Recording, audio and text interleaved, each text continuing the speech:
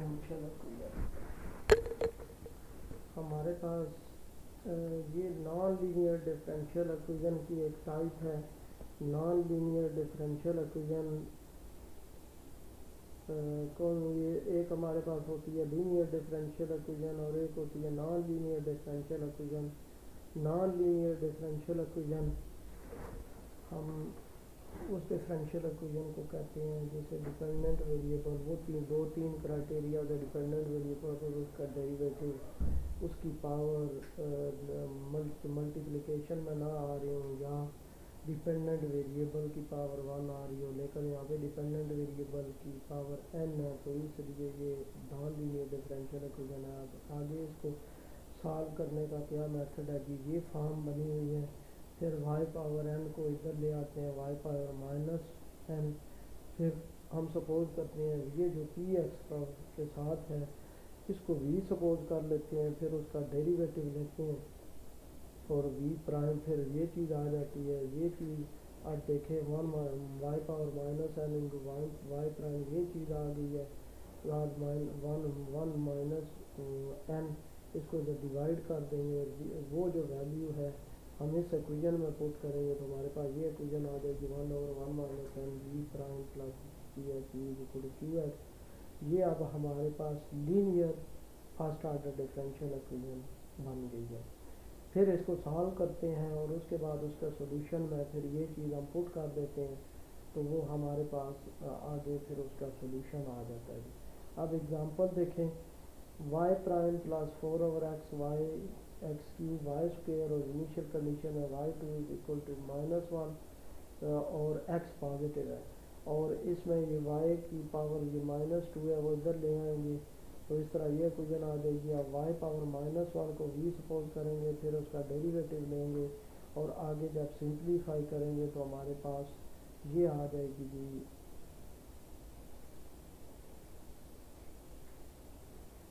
ये हमारे पास आ जाएगी linear differential equation first order v में। फिर इसका इंटीग्रेटिंग फैक्टर फाइंड किया, वो x पावर -4 आ गया।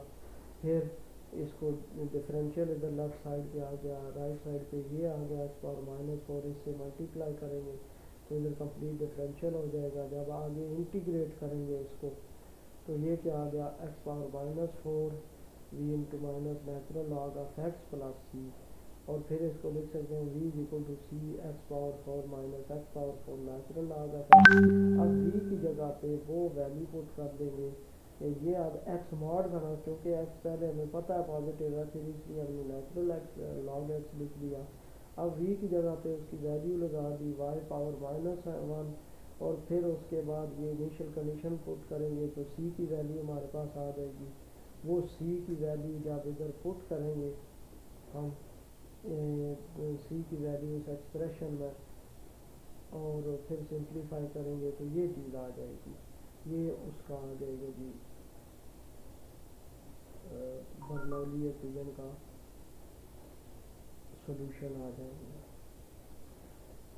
अब इस तरह ये हम अप्लाई करते हैं इस पे मैथमेटिकल बायोलॉजी में अप्लाई करते हैं इन्फेक्शियस डिजीज़ मॉडल के लिए। ये हमारे पास एक इन्फेक्शियस पॉपुलेशन की ये डिफरेंशियल इक्वेशन है जो है हमारे पास ये बर्नौली डिफरेंशियल इक्वेशन बन गई है।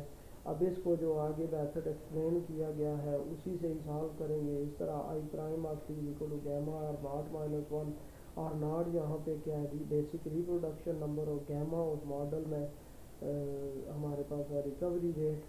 तो ये चीज़ हमारे पास आ गई। ये हमने असल में देखी SIS मॉडल के लिए ये हमने ले ली थी SIS मॉडल में, तो ये चीज़ आ गई हमारे पास। सिंप्लीफिकेशन के लिए हम इसको सिंप्लीफाई करने के लिए इसको सपोज कर लेते हैं a और इसको सपोज कर लेते हैं b और i हम सपोज कर लेते हैं y, तो फिर ये सिंपल फॉर्म आ गई y prime equal to a y minus b y square, फिर y स्क्वेयर को डिवाइड कर दिया, ये चीज़ आ गई। आगे फिर सिंप्लीफाई करते गए तो ये आ गया v equal to y power -1। अब डेरिवेटिव लेंगे तो माइनस वाई पावर -2 और y प्राइम, फिर उसके बाद हमारे पास v प्राइम इसके इक्वल है, जब वी की फॉर्म में इसको लिखेंगे तो ये इक्वेशन बन जाएगी। अब ये एक linear first order differential equation है। जब इसको सॉल्व करेंगे आगे तो ये देखें जी, सॉल्व करने से हमारे पास ये चीज़ एक दफ़ा आ गई, E power A T V is equal to B over A E power A T plus K. अब E power A T divide करेंगे दोनों साइड पे तो ये आ जाएगा बी ओवर ए प्लस के E power minus A T. अब यहाँ पे हम v की जगह पे वो y की वैल्यू लिख दी जो हमारे पास आएगी y power minus one is equal two plus के E power minus A T. अब 1 ओवर y इसके इक्वल आ गया। फिर एलसीएम ले लिया हमने और रेसिप्रोकल करेंगे तो y ये आ गया हमारे पास। अब y जब ये आ गया तो y की जगह पे वो रिप्लेस कर दिया हमने आई ऑफ टी। अब आई ऑफ टी किसके इक्वल होगा, ए और बी की वैल्यू जो हमने सपोज किया हुआ था जो वो ओरिजिनल वैल्यू इधर पुट कर देंगे तो आई ऑफ टी ये हमारे पास आ जाएगा। अब देखें यहाँ से आई ऑफ टी देखें तो आई ऑफ टी ज़ीरो को अप्रोच करेगा as T approaches to infinity for R naught less than or equal to one. ये कैसे, अब देखें आर नॉट अगर लेस दैन वन होगा तो ये चीज़ ये जो टर्म है वो नेगेटिव हो जाएगी, ये नेगेटिव इस नेगेटिव के साथ मिलके पॉजिटिव हो जाएगी। तो फिर जब टी इन्फिनिटी को अप्रोच करेगा तो ये हमारे पास डिनोमिनेटर में इन्फिनिटी आ जाएगा। तो फिर ये सम नंबर डिवाइडेड बाय इन्फिनिटी वो ज़ीरो के इक्वल आ जाएगा। इस तरह अगर आर इक्वल टू वन लेंगे तो फिर उसके लिए भी R naught equal to one लेंगे, टी इन्फिनिटी को अप्रोच करेगा, फिर भी ये आई जो है वो ज़ीरो को अप्रोच कर देगा। क्यों?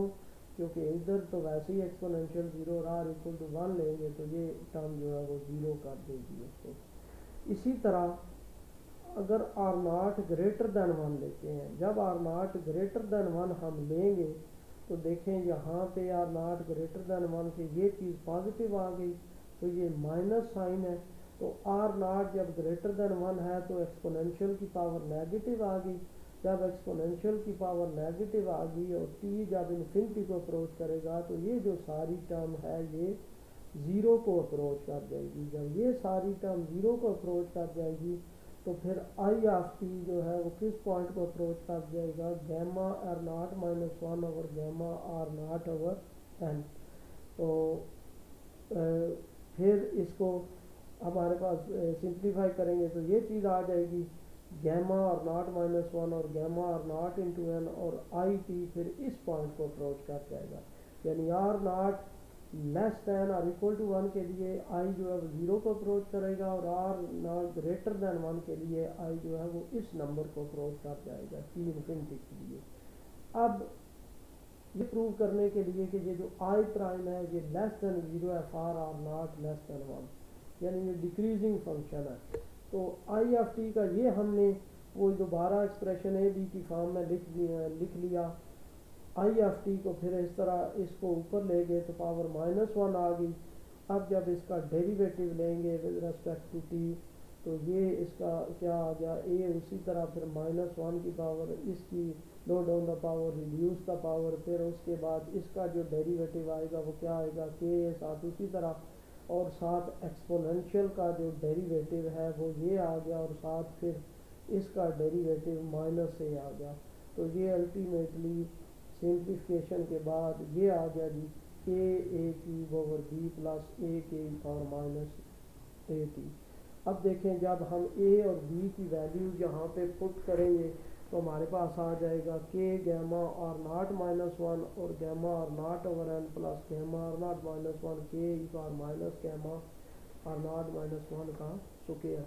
अब यहाँ देखें जो हमारे पास डिनोमिनेटर में है वो स्क्वायर है, तो आर नॉट की वैल्यू लेस दैन वन हो या ग्रेटर दैन वन हो, ये पॉजिटिव हो या नेगेटिव हो, अल्टीमेटली ये तो डिनोमिनेटर पॉजिटिव ही रहेगा।